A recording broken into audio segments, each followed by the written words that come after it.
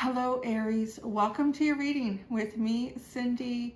So my friends, we're going to do quick and dirty today. We're just doing the tarot, I think, unless something changes at some point and I get an intuitive hit to pull out an oracle card. But I'm just using tarot. I'm using the Light Seers Tarot. I have my teeny tiny everyday witch tarot. I'm going to look at past, present, and future energies for you. Yeah, just kind of doing it. It's like old-fashioned style tarot, baby. I'm going to do that today. I apologize now if I'm fiddling with my hair or I seem overly distracted by it. I am long overdue for a haircut and I'm actually going this afternoon, so it is driving me a little bit crazy. But let's get into this for you, Aries, my fireball babies. It's general, so because it's general, it may or may not resonate. If it does resonate and you're drawn to it, there will be an extended. The link to that is at the top of the description within this video. Let's get started on my little fireballs. All right, past, present, and future energy. Aries, Aries, Aries in the house. Aries, Aries in the house.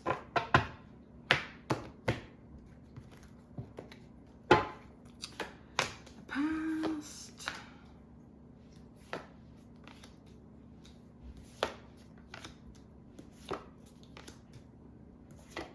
Whoa.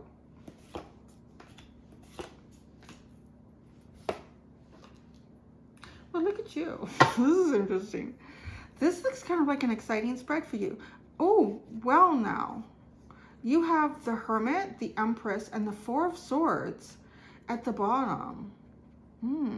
This is like the underline is almost protecting something really beautiful and sacred and expansive within yourself. Healing it. Look at that. Isn't it interesting how similar the posture at like the arm position and the head is of the Empress and the Four of Swords? Sort of resting, healing, recuperating, healing the heart, taking time out from the world with the Hermit. Now, so let's look at this one at a time here. In the past, you had the Seven of Wands, the Eight of Swords, and the Lovers. It looks like in the past, Aries, that you were kind of defensive. I would say defensive and blocked off with the Seven of Wands and the Eight of Swords, and blocked off towards perhaps I was just gonna broaden it and say relationship with the Lovers. It could be to friendships. It could be to actual like potential lovers. Yeah, there's definitely defensive and blocked off.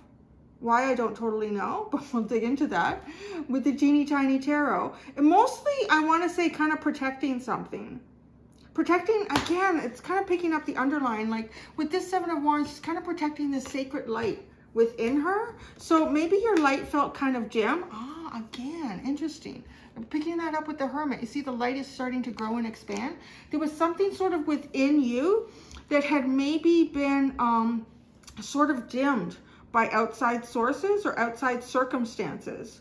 So really feeling like you needed to look at things within yourself before you could commit to anything beyond you.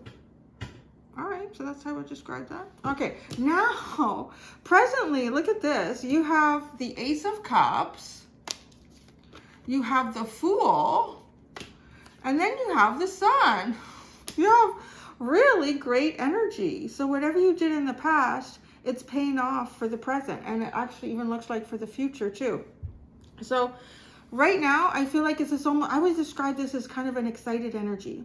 Excited about the possibilities, looking beyond yourself, because this energy was kind of more looking within yourself, a lot of looking within yourself. So right now it's feeling a little bit, I would say even like a little risky here with the Fool card, but it doesn't seem like crazy foolish risks. It just feels like kind of being open to the possibilities, really being connected. Ah, you know what it was? Your inner light somehow became disconnected from source. It could have been some sort of situation like energy vampiring, or just having a lot going on in your life and being really drained and pulled down from it. Because now I'm seeing like this connecting to source, like being like a connection and feeling that within yourself again. It's sort of, I would also describe it on a physical sense as feeling kind of invigorated, rejuvenated, very hopeful. Opening and expanding your heart chakra, but there's still protection around this with this Eight of Cups in this card. She is sort of like cupping this card. No distractions, because the energy from the cup is flowing this way. It's resonating from the heart and it's flowing out. So no distractions on either side, like just having, wow, yeah, and it's kind of picking up this light from the sun again. So your energy right now feels really, really good. I would describe it as looking after yourself in the way that you needed to look after you, to kind of bring you back into connection with source and with your journey and your actualization. Now in the future, you have the King of Cups, the Four of Pentacles, and the World. I see you kind of being like transitioning here, because with these two cards beside each other, the King of Cups is a very deep, very dope, a very dope kind of individual. Yeah, this guy's kind of dope. He's got like, yeah, he's got his singing bowl, he's got his bracelets. But very deep feeling person, very mature in terms of your feelings and your emotions and how you guide yourself with that, but locking it up. It feels very locked up. So it's almost like addressing that in the future, because then you have the World card. Pulling yourself out of a cycle. I want to say pulling yourself out of a cycle because she's surrounded by the snake eating its tail. So it almost feels like a never-ending cycle. It could have been a long cycle that you've been in, where you've kind of been closed off perhaps at the heart, or closed off in terms of exploring new relationships with people outside of you. But it does look like coming to an end in the future with keeping your heart contained and closed off. So that'll be interesting to see what we get beyond the World card. So let's clarify, Aries. Oh, my hair. I didn't wash it either. You know they're going to wash it, so it just feels really gross right now. But I'm looking forward. So tomorrow you can see my new haircut. Well, I'm just kind of getting some of my layers back. Nothing. Well, maybe it might look like a huge change, because I don't think I've had my hair cut in 6 months now that I think about it. I think I got it cut way back in September, and then I sort of forgot about it. So yeah, it's been a while. Okay, so I'm going to pull one card out for each of these. Let's start with the past.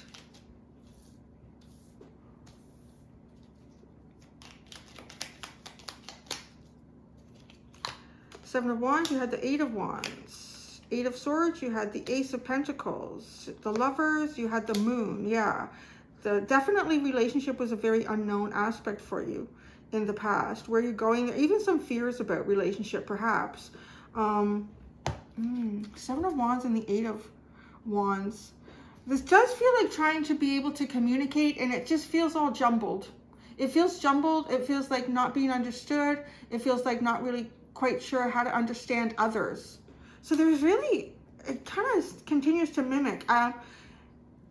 Again, this disconnect from source almost. Having like experienced something that almost like really grounded you into the 3 dimension to such an extent that you kind of lost your spiritual connection to something more so than what you're having here as a human experience. Yeah, so the Eight of Wands, so defensive.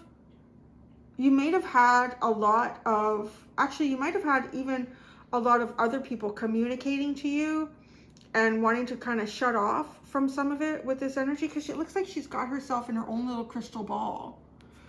So kind of protective against other people's communication towards you. Now this Eight of Swords and the Ace of Pentacles,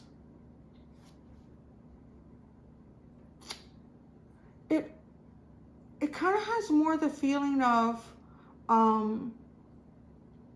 like feeling limited in the things that you could do, or even the things that you felt ready to do. But this Ace of Pentacles sort of tells me there was maybe something going on in the background. So something that you were working on in the background, something you were building for yourself or creating for yourself. So, you know, when we feel sort of closed off in certain directions, we kind of find the avenue that we don't feel closed off in. So focusing on that. And then again, the Lovers with the Moon, I don't know. I don't know. But there's a lot of mystery here. Yeah, I think there was a lot of mystery coming through sort of a period of time where you just felt disconnected. And the only thing you could connect to was yourself and reestablish a strong connection to Source.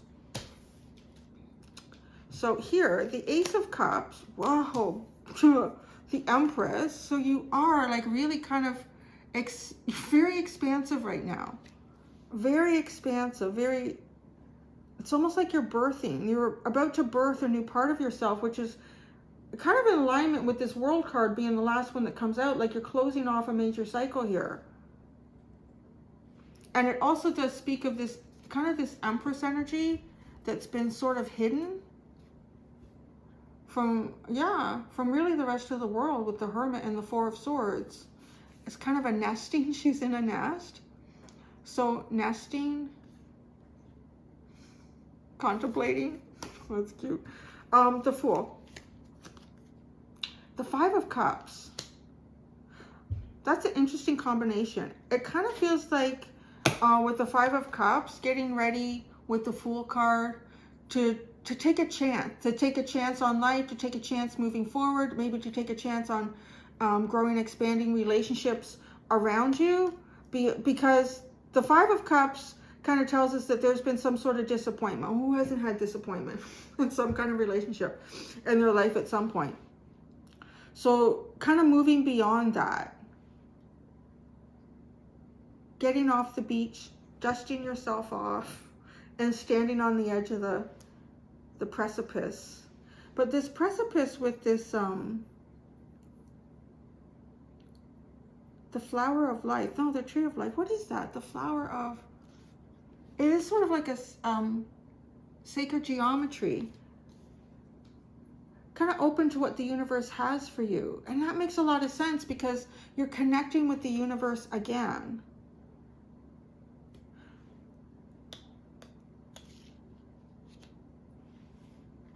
I feel like right now you're in an alignment with how to find the things that are meant for you, but realizing there's something to do with the heart chakra in this, and following your emotions and your deep feelings, like not being closed off to them.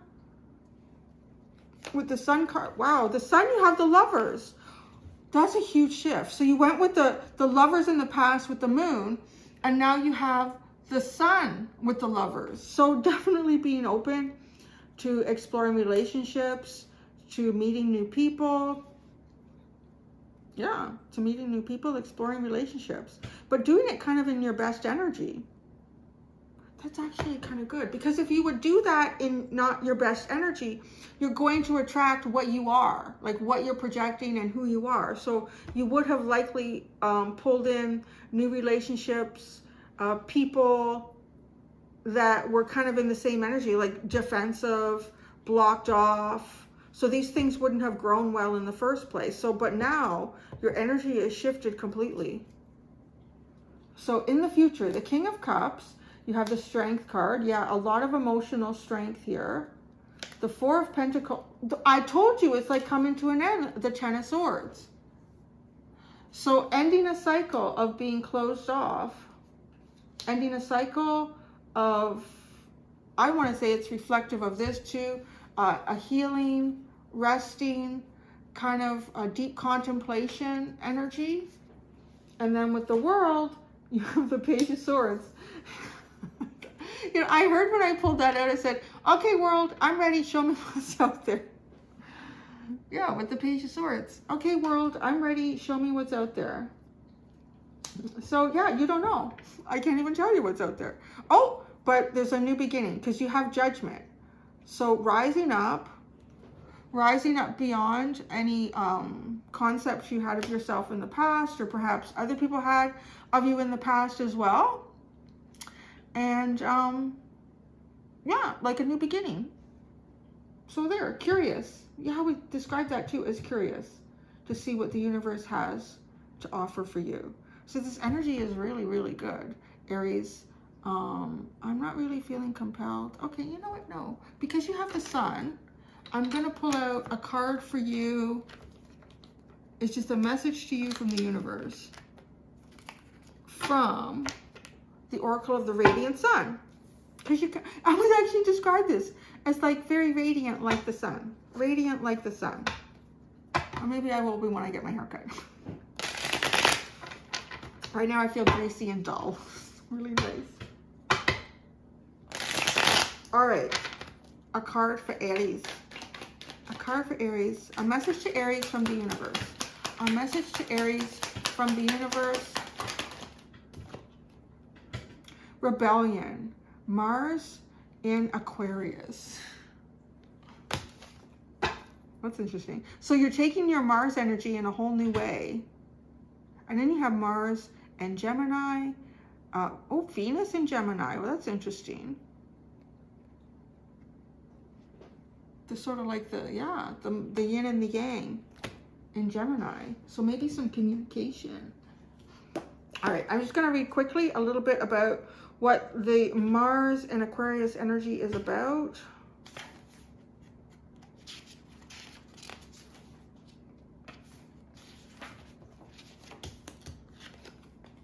The events this could be about: leading a protest, expressing discontent with authority, the courage to be different, anger over indifference.